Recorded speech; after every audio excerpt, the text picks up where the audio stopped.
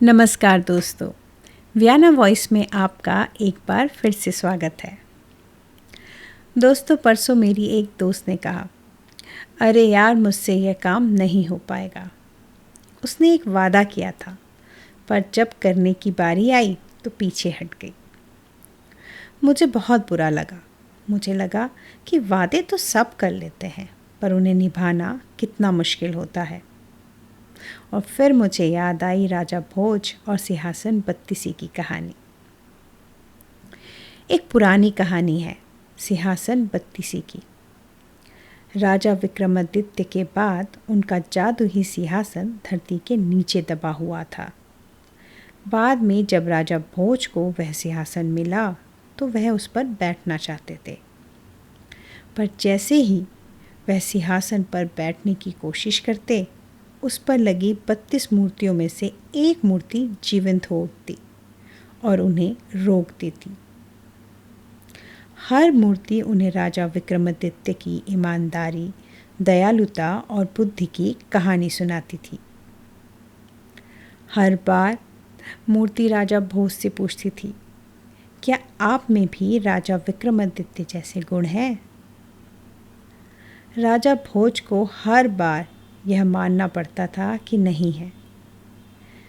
वह ये वादा करते थे कि वह हर कहानी सुनेंगे और फिर ही सिंहासन पर बैठेंगे, पर हर कहानी के बाद वह महसूस करते कि वह उस सिंहासन पर बैठने लायक नहीं है।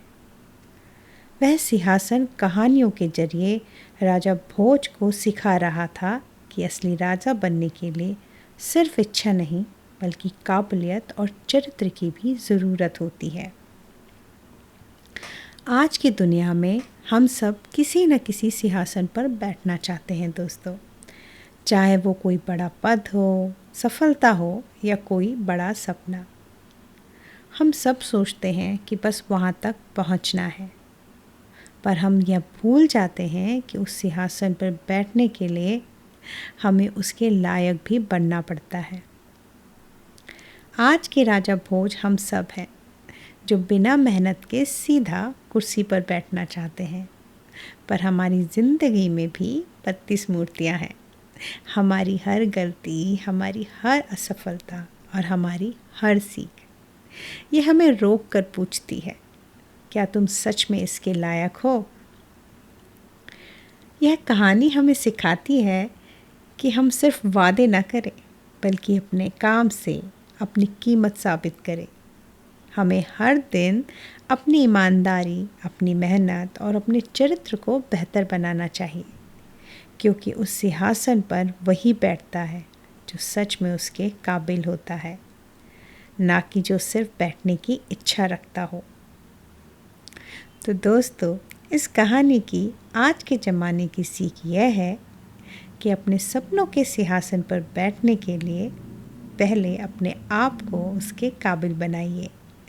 वह कामयाबी ही सबसे सच्ची है जो आपने अपनी मेहनत और ईमानदारी से हासिल की हो। तो ये थी हमारी 10वीं कहानी।